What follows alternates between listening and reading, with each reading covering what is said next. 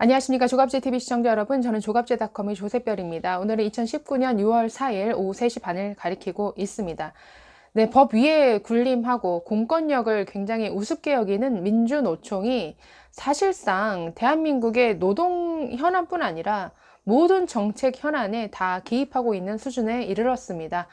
심지어 국민연금의 수탁자 책임전문위원회에 이제 민주노총이 추천한 인사들이 참여함으로써 네, 상장 기업의 경영권까지 지금 간섭하고 있는 이러한 상황이고 뿐만 아니라 모든 이 문재인 정부 하에서 모든 정책 현안에 개입하는 각종 위원회에 이 민주노총 출신들이 모두 참여하고 있습니다.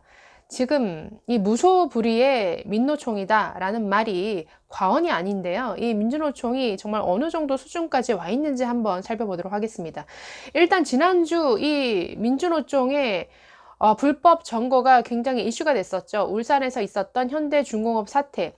결국은 사측이 주총장을 한마음회관에서 울산대학교로 기습적으로 변경함에 따라 현대중공업 노조가 막아섰음에도 불구하고 주주총회는 열려서 물적 분할이라는 이 안건은 통과됐습니다. 그러나 그 이후로도 계속 후유증이 이어지고 있어서 어제부터 전면 파업에 들어간 상태이고 합병의 필수적인 어떤 현장 실사를 위해서 어제 현장 실사단이 대우조선 해양 측을 방문을 했지만 또 민노총 산하 노조원들이 막아섬에 따라서 이 진행이 되지 못했습니다. 그래서 계속 그 후유증은 진행이 되고 있습니다. 네, 지난주 사실 울산에서 있었던 일은 정말 있을 수가 없는 일이죠. 왜냐하면 이 민주노총이 불법 점거한 이 한마음회관은 현대중공업의 사측 시설도 아닙니다. 민간인 시설입니다. 울산 시민들이 하루에 5,000명, 6,000명씩 이용하는 각종 문화시설이 들어가 있는 그런 건물입니다. 이러한 건물을 무단으로 5일 동안이나 점거를 했습니다. 자, 그들이 이 한마음회관을 5일 동안 불법 점거하다가 주총이 통과되면서 그 자리를 아주 싹 빠져나가는데 그들이 휩쓸고 지나간 자리가 어떻게 됐는지 한번 보실까요? 자, 이것은 조선일보 기사에 올라온 사진들인데 보시면 이렇습니다. 네, 이게 원래 공연장입니다. 공연장 무대가 저렇게 됐습니다. 공연장 무대가 지금 바닥 뼈대만 앙상하게 남은 채 완전히 파손이 되어 있는 상태이죠. 또 다른 사진 보시면 공연장에 있는 좌석 시트가 아주 다 뜯겨져 나갔습니다. 완전히 파손이 되어 있고 뜯겨져 나간 이 좌석들은 출입문을 막는데 저렇게 사용이 돼서 쌓여져 있습니다. 저렇게 만들어 놓고 몸만 빠져나갔습니다. 현대중공업 노조원들. 네, 또 보시면 스피커가 떨어져 나와서 전선 줄도 저렇게 나와 있고 그야말로 덜렁덜렁 매달려 있는 상태네요. 네, 많이 파손이 되어 있죠. 좌석, 의자, 바닥에 저렇게 빨간색 페인트로 승리라는 글씨를 적어놨습니다. 이게 자기네들 사측 시설이 아니고 민간인 시설에 들어와서는 저렇게 해놨습니다. 또 건물 외벽에 있는 CCTV 또한 저렇게 뜯겨진 채 발견이 된 상태고요.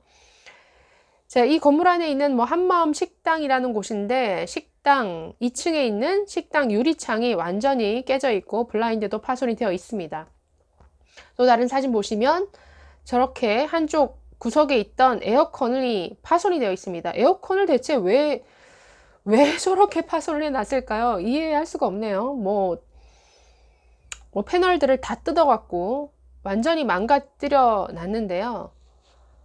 여러분, 저렇게 남의 시설을, 민간인 시설을 불법 점거한 것도 모자라서 저렇게 엉망진창, 아수라장으로 만들어 놓고 그냥 빠져나갔습니다.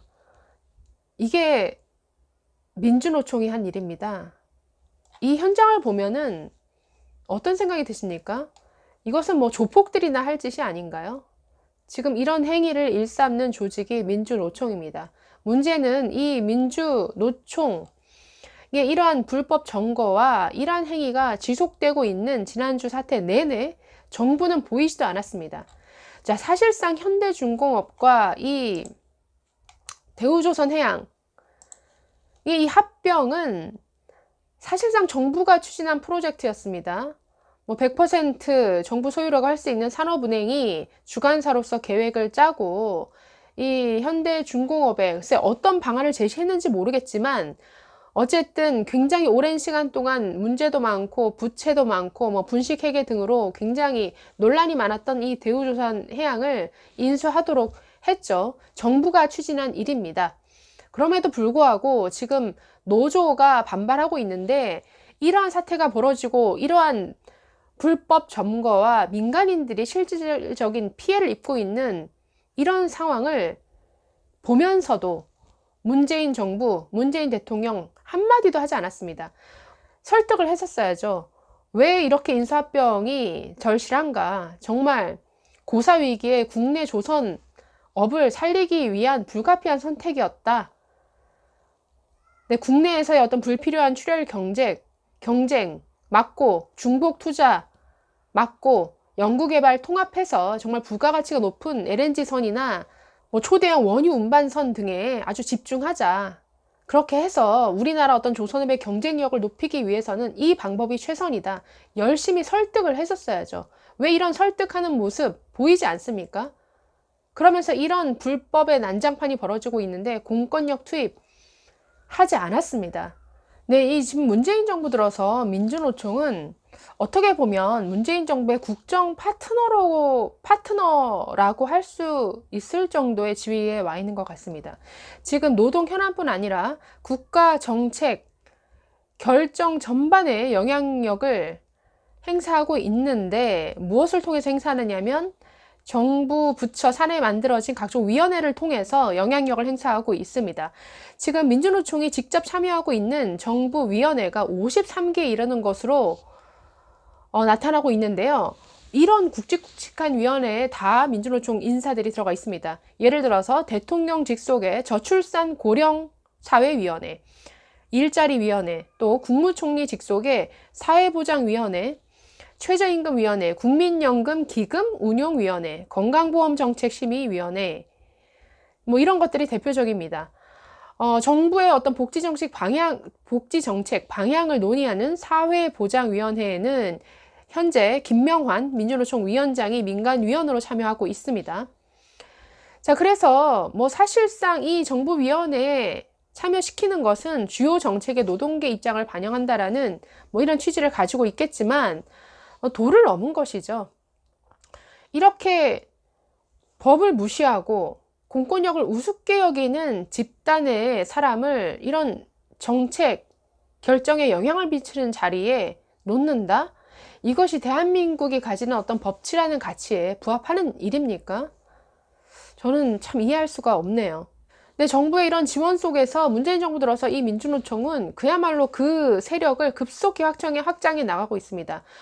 원래 최대 노동자 단체라고 할 수 있는 한국노총을 이미 넘어선 것으로 평가되고 있는데, 자, 지난해 1월, 그러니까 2018년 1월에 78만 명이었던 조합원이 올해 3월 들어서 100만 명을 이미 넘어섰습니다.